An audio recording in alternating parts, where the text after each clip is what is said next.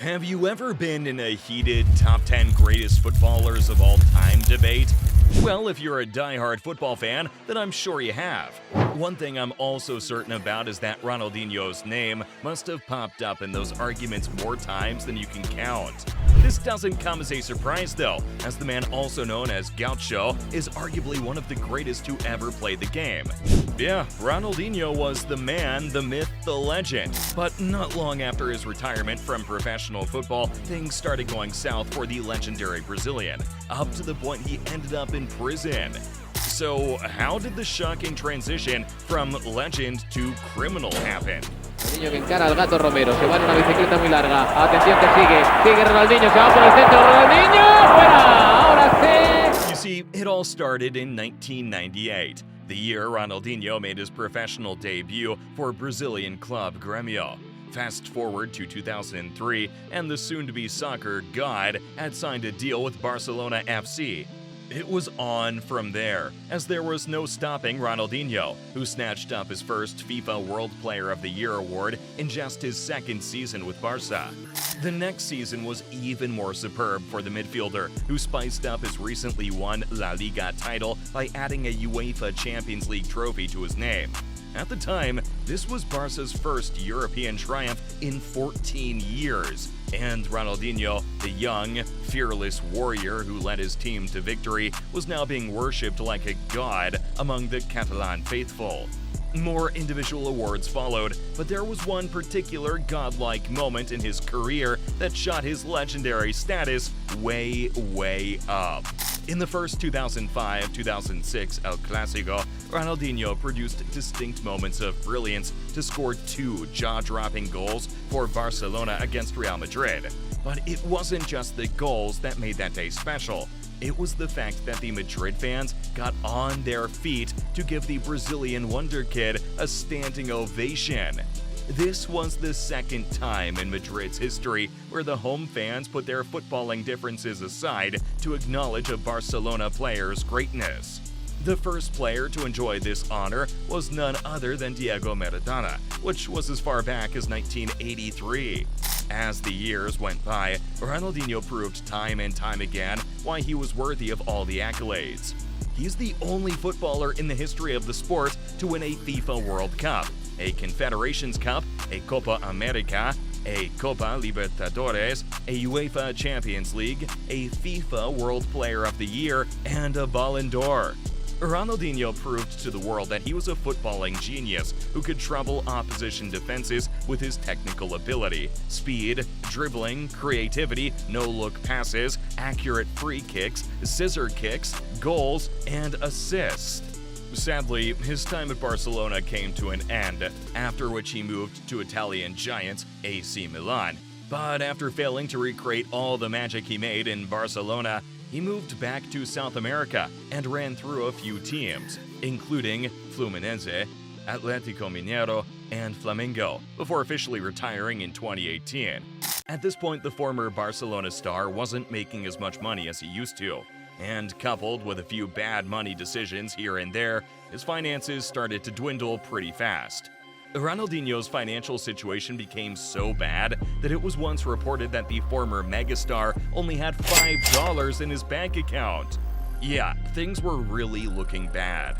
Prior to superstardom, Ronaldinho didn't have any existing criminal cases, as it was after his retirement in 2018 that he began racking up a few. The first of them was in July 2019, when several properties belonging to the former soccer star were seized due to unpaid taxes. Now, who would have thought that Ronaldinho would intentionally evade tax in Spain and Brazil, especially with all the money he was making in the past? Who would have also thought he would build an illegal fishing platform over the Guaíba River, which is a heritage-protected zone? Well, he did, and he got smacked with a $6 million fine for his troubles. Hey folks, how about smashing that subscribe button and giving the video a thumbs up? I mean, Ronaldinho is getting fines worth millions, and you? Yeah, subscribing to my channel. Amazing, right? But it doesn't end there. Ronaldinho and his brother, who also happens to be his manager, couldn't pay the fine on time, This forced the authorities to seize their Brazilian and Spanish passports, making it impossible for them to travel. But a seized passport wasn't going to stop the almighty Ronaldinho from traveling, would it? No, it wouldn't. And that leads us to another set of legal troubles for the Brazilian, which actually landed him in prison. Just 1 year after his Brazilian and Spanish passports were seized, Ronaldinho and his brother got their hands on a set of Paraguayan passports. However, the passports were discovered by the authorities to be fake. And that spelled another episode with the law for the Brazilian. Ronaldinho had planned to visit Paraguay to attend a campaign for underprivileged children in the country.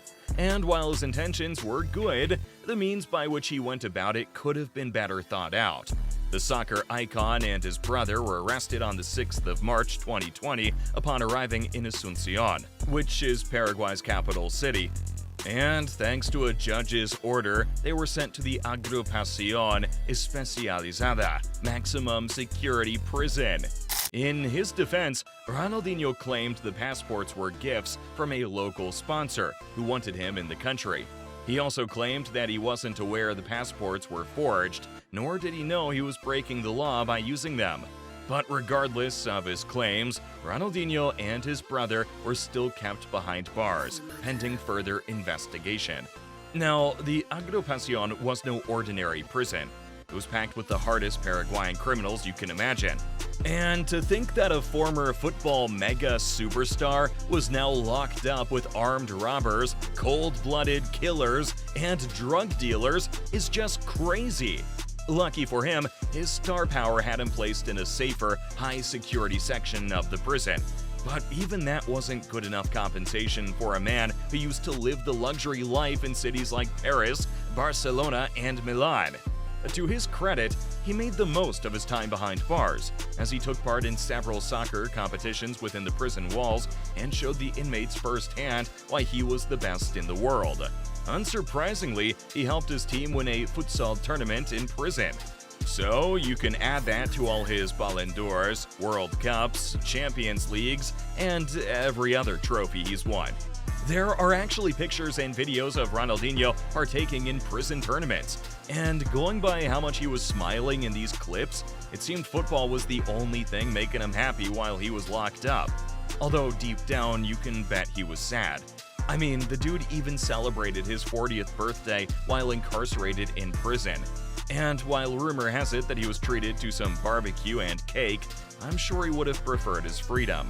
Luckily for him, after 32 days in the hole, the judge granted Dinho and his brother bail. Although it would cost them $800,000 each, I'm sure they didn't mind paying the sum to get out of that vicinity.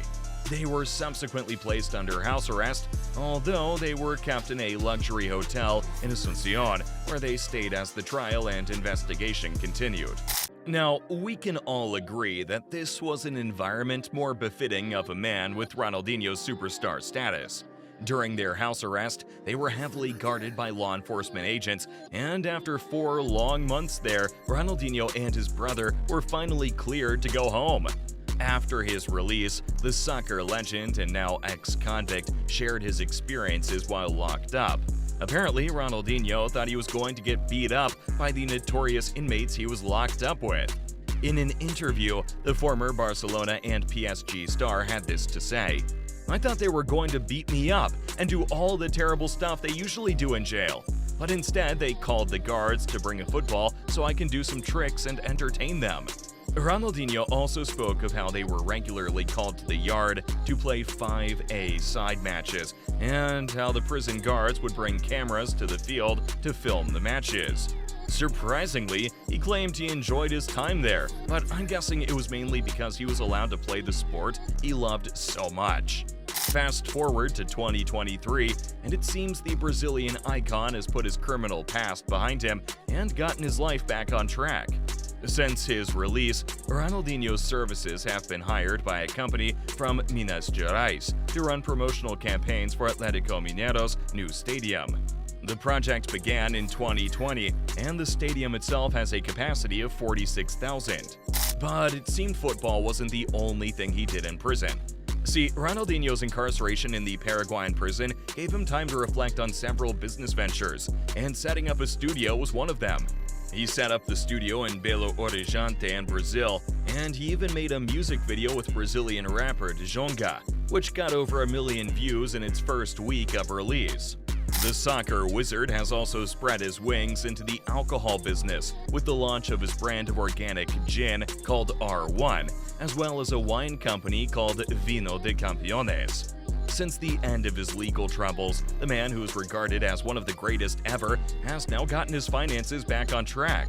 In March 2022, his fans were ecstatic to see Gaucho pose next to a Rolls-Royce while looking dapper in all-white attire. He went on to release a documentary titled Ronaldinho, the happiest man in the world. And after its release, he tweeted, "A difficult stage is coming to an end."